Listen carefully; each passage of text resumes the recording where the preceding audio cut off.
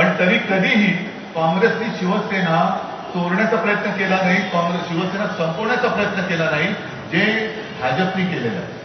जो प्रयत्न भाजपने केला हे भाजपचं पाप आहे.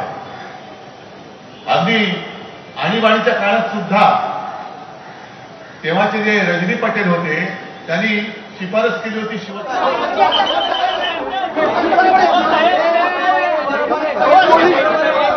ओ मामा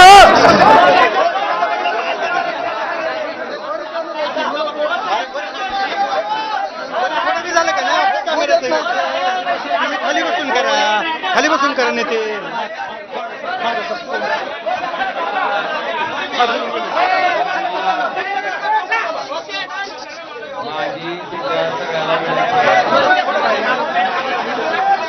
अरे सगळ्याला विनंती आहे की थोडं शांत घ्या. कृपा करून तुमचा आवाज थोडा कमी करा. सगळ्यालाच विनंती आहे, थोडं संयमानं घ्या, शांततेनं घ्या. सगळं झालंय का? आता फक्त आवाज करू नका. आज मी आल्यापासनं धाराशिव लोकसभा मतदारसंघातील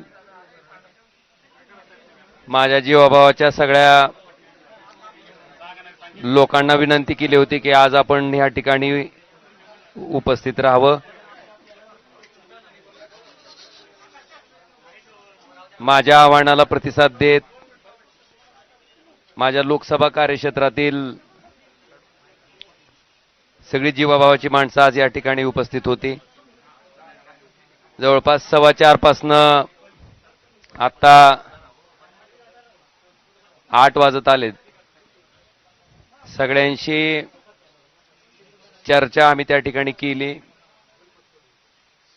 सगळ्यांचं मत त्या ठिकाणी जाणून घेतलं आणि ही सगळी मतं जाणून घेतल्याच्या नंतर सगळ्या कार्यकर्त्यांच्या, सगळ्या जीवभाव माणसांच्या ज्या सूचना आहेत त्या पद्धतीनं मला थोडी पार्श्वभूमी सांगायची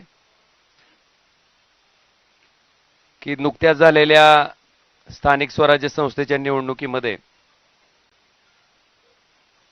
सगळे कार्यकर्ते त्या ठिकाणी लढत असताना सुद्धा जर धाराशिव लोकसभा मतदारसंघाचा आपण विचार केला तर एकाही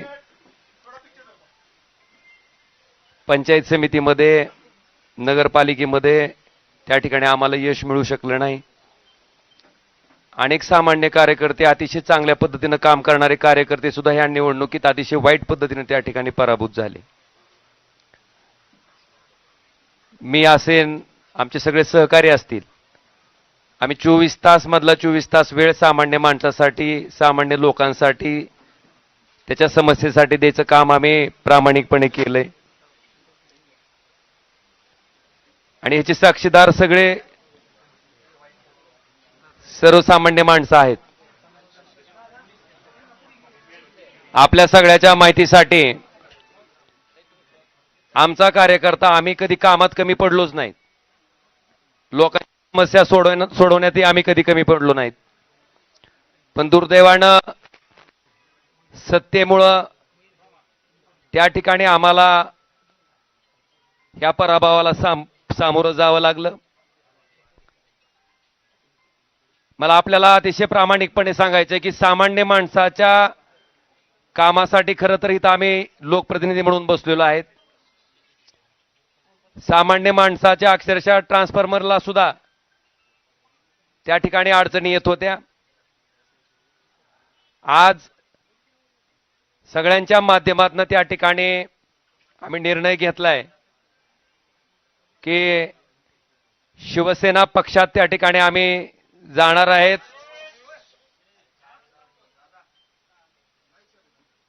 श्री एकनाथ शिंदे साहेबांच्या नेतृत्वाखाली आम्ही त्या ठिकाणी काम करणार आहेत. याच्या पाठीमागची पार्श्वभूमी अशी